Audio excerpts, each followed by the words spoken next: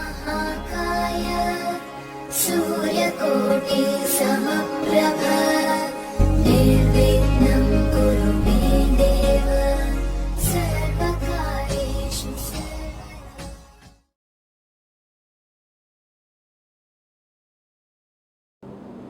मेरे बहुत ही प्रिय और बेहद सम्मानित साथियों, हृदय की गहराइयों से अभिनंदन, बहुत बहुत हार्दिक स्वागत।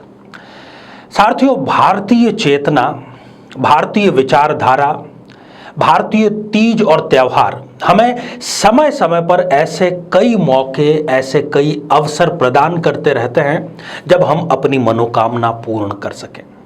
ऐसा ही एक सुअवसर 11 नवंबर 2020 को आने जा रहा है, जिसको हम रमा एकादशी या फिर रंभा एकादशी के नाम से जानते हैं।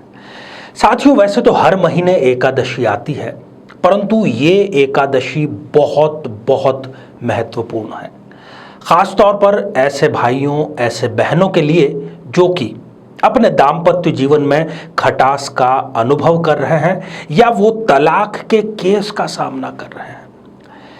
साथियों, शीर्षक में आपने पढ़ा है कि यदि 1% भी इच्छा शक्ति आपके अंदर है तो आप तलाक को रोक सकते हैं। मैं ये दावे के साथ में इसलिए कहना चाहता हूं क्योंकि इस प्रयोग ने अभी तक सैकड़ों लोगों के तलाक को रुकवाया है। साथियों, इस दिन करना क्या है, इस पर हम चर्चा करेंगे। इससे पहले एक बेहद ज़रूरी सूचना कि हम हमारे प्रत्येक एपिसोड के अंत में किसी न किसी जातक के प्रश्न का उत्तर देते हैं और ये प्रश्न हमें प्राप्त होते हैं आप लोगों के ही द्वारा यूट्यूब कमेंट के माध्यम से। अपना कमेंट लिखने से पहले आप #आचार्य चंद्रकांत इस शब्द का प्रयोग ज़रूर करें और साथ ही बेहद आसान सा प्रश्न जो इसी एपिसोड से संबंधित होगा उसका उत्तर सही आपको लिख करके भेजना है।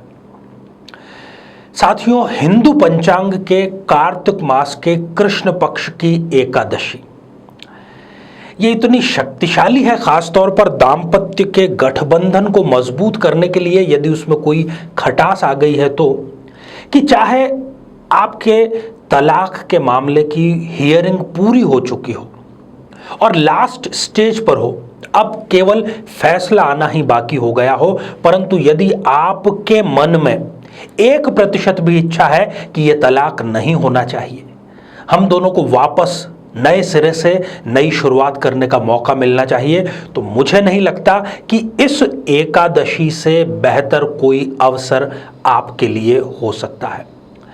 साथियों, वैसे तो इस प्रयोग को आप किसी और एकादशी पर भी कर सकते हैं, परंतु वहां पर फिर प्रभाव थोड़ा देरी से आपको मिलेगा और आपको लगातार कम से कम 5 एकादशियों तक ये कार्य करना होगा।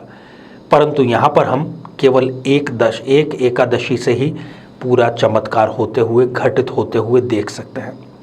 वैसे तो शास्त्रों में इस एकादशी के और भी कई लाभ हैं, परंतु सबसे मुख्य लाभ इसका दाम्पत्य जीवन में खटास को खत्म करने के लिए है। तो साथियों, अब आते हैं मुद्दे पर कि आखिर करना क्या है। मैंने जैसे कि बतलाया कि 10 नवंबर को आपको इसकी तैयारी करनी है, क्योंकि 11 नवंबर को तो एकादशी है, उससे एक दिन पहले आपको 10 नवंबर को प्रातः 10 बजे के आसपास आपके आसपास कोई पीपल का वृक्ष अवश्य होगा। उस पीपल के वृक्ष से प्रार्थना करके एक मुट्ठी उनके जड़ की मिट्टी आपको घर में लेकर के आनी है। ये समय इसलिए निर्धारित किया गया है कि सुबह के जब 10 बज रहे होते हैं उस वक्त शास्त्र सम्मत ये कहते हैं कि पीपल के वृक्ष में सभी प्रकार की सकारात्मक ऊर्जाएं और सभी प्रकार के देवताओं का वास माना गया है।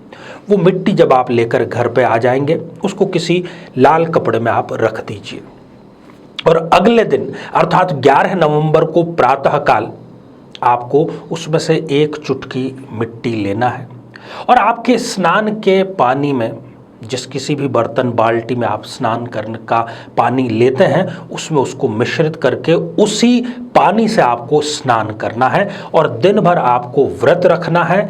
केवल आप फलों का सेवन कर सकते हैं और बाकी की जो मिट्टी है वो आपको जो लाल वस्त्र जिसमें बांध करके रखी थी उसी में ही रखना है। संध्या काल में जब चंद्रमा निकले तब चंद्रमा के दर्शन करने हैं और दर्शन करने के पश्चात ओम नमो भगवते वासुदेवाय इस मंत्र का 108 बार जाप करना है, अर्थात एक माला जाप करना है और भगवान विष्णु से यही प्रार्थना करनी है कि आज आपके पवित्र दिन मैं आपसे अपने दाम्पत्य जीवन की रक्षा का वरदान मांगने आया हूं या वरदान मांगने आई हूं। साथियों, निश्चित जानिए कि आपको इसमें निराशा नहीं होगी और जब भी आपके कोर्ट की अगली डेट हो तब आप अपने साथ में उस मिट्टी को जो कि आपने लाल वस्त्र में बांध कर रखी है साथ में लेकर के जाना है। किसी भी बैग में या पर्स में आप इसको साथ में लेकर के जा सकते हैं। चमत्कार घटित होगा, रिश्ता पुनः जुड़ेगा, इसमें तनिक भी संशय नहीं है। तो साथियों, मैं तो इस प्रयोग को लेकर के इतना ओवर कॉन्फिडेंट हूं कि आपको अग्रिम बधाई तक अपनी तरफ से देना चाहता हूं, प्रेषित करता हूं, आप स्वीकार अवश्य करें। आइए साथियों, अब हम बढ़ते हैं आज के हमारे कमेंट के चरण की ओर। आज हमने कमेंट शामिल किया है राहुल मिश्रा जी का, जो कि उन्होंने लिखा है कि सरकारी नौकरी की वो लंबे समय से तैयारी कर रहे हैं, हर बार उनको निराशा हाथ लग रही है, साथ ही जो आर्थिक स्थिति है वो भी निरंतर खराब होती चली जा रही है। राहुल जी, वैसे तो काफ़ी देरी हो चुकी है, सरकारी नौकरी के 2-3 मौके आपने ज़रूर गंवाए होंगे, कुछ नंबरों से आप रह गए होंगे हमेशा ही, परंतु अभी पूरी तरीके से निराश होने की ज़रूरत नहीं है क्योंकि चंद्रमा आपकी जन्म पत्रिका में कर्मेश होकर के लाभ स्थान पर विराजमान है, वो आपको सरकारी नौकरी अवश्य दिलवाएंगे।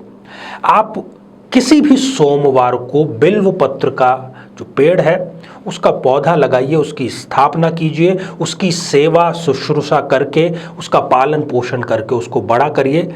भगवान महादेव आपको जरूर सरकारी नौकरी प्रदान करवाएंगे। तो साथियों, अब आज का बेहद ही आसान सा प्रश्न, हमने एक चमत्कारिक उपाय की आज चर्चा की, रमा या रंभा एकादशी की चर्चा की दाम्पत्य को पुनः जोड़ने के लिए। यदि रंभा या रमा एकादशी के अतिरिक्त किसी और एकादशी को ये उपाय करना हो तो कितनी एकादशियां हमें लगातार करनी होती है, वो संख्या आपको लिख करके भेजना है। साथियों, आप सभी स्वस्थ, समृद्ध और शांतिपूर्वक जीवन व्यतीत करें। नमस्कार। जीवन में किसी समस्या का सामना कर रहे हैं, जैसे कि शादी में देरी होना, पति पत्नी में मनमुटाव या तलाक तक की नौबत आ जाना, संतान का प्राप्त न हो पाना, नौकरी या धन प्राप्ति में बाधा आना, जीवन के प्रत्येक क्षेत्र में किसी न किसी प्रकार की बाधा आना, तो आज ही अपनी जन्म पत्रिका का संपूर्ण विश्लेषण करवाएं और पाएं समस्या से सदैव के लिए मुक्ति।